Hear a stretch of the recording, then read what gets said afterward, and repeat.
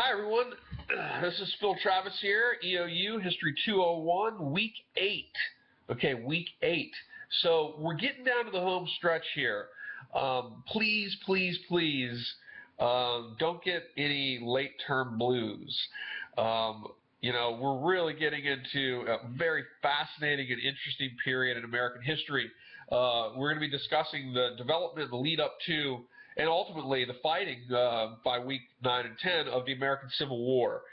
So an incredibly significant period of history for us understanding, the United States today and what freedom means, the United States today as a modern country. So really fascinating an intriguing period of history that we're talking about. So don't get any late-term blues and start sort of going through the motions, but immerse yourself in the topic and try to do your best to really understand the wonder and fascination of history. So this week we're reading chapter 11 and 12 from Give Me Liberty. We also will be reading some primary source documents. Particularly, we're going to be talking about a primary source document by the utopian socialist Robert Owen. And we will be having our second paper option due this week. So we have a graded discussion as usual, and we have paper option 2 due this week. If you did not do paper option 1, you must do paper option 2, lest you get a 0 for one of the papers. If you did paper option 1, you don't have to do paper option 2. You can do the third paper. But if you do the second paper, then you will have gotten that out of the way. You won't have to worry about that towards the end of the term.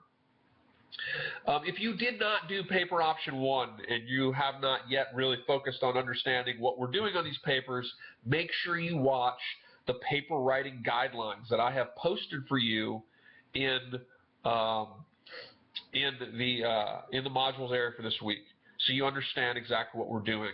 You choose one chapter from Voices of Freedom, primary source document reader. In this section, it'll be chapters 6 through 11. I'm going to let you go ahead and do 11. Choose one chapter. Use the primary source document. Use at least 3 of the primary source documents in that chapter to construct your own historical argument. Okay. Okay, so that's reading chapter 11 and 12, paper option 2 due this week, graded discussion this week. The recorded presentation will be up no later than Tuesday at midnight. Should be before then, though. And this week's trivia relates to President Zachary Taylor. Zachary Taylor was born in Virginia, and he ultimately moved to Louisiana.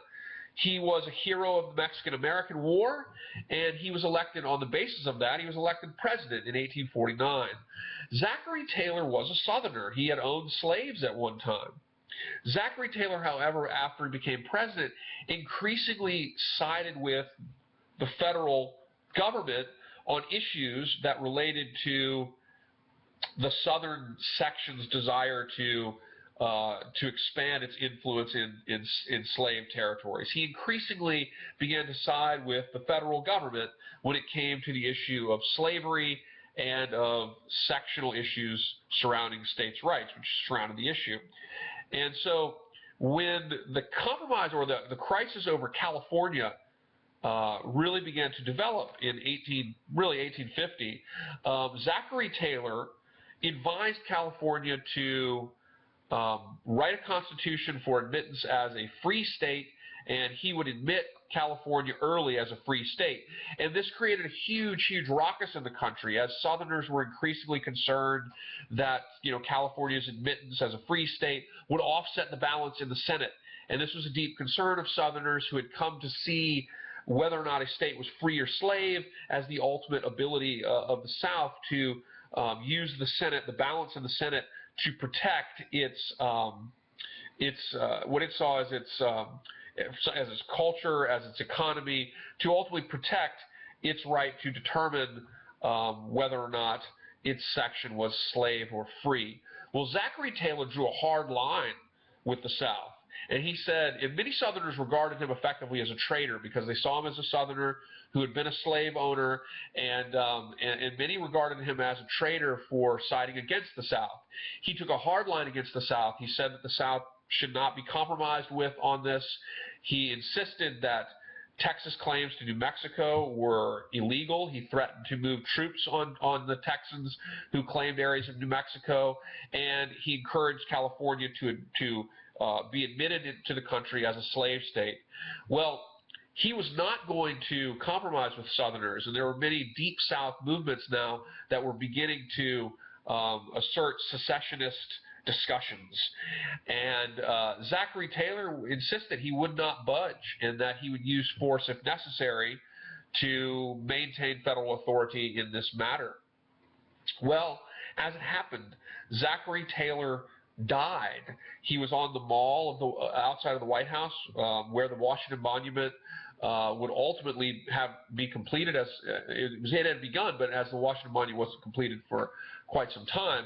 But he was out on the mall, and he ate a bowl of cherries and drank some milk and suffered a stomach ailment and died.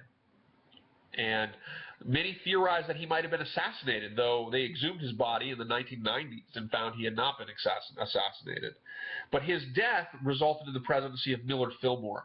And Millard Fillmore wanted to placate the South, and he encouraged the development of a compromise over California surrounding a fugitive slave law that placated the South and put off the ultimate controversy that would become the Civil War for another decade.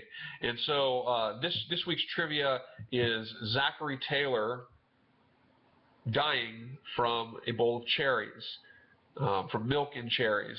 That's not really exactly what killed him, but that's what he was eating that day. So Zachary Taylor, his death, and the curious circumstances surrounding it. All right, guys, let's have a great week.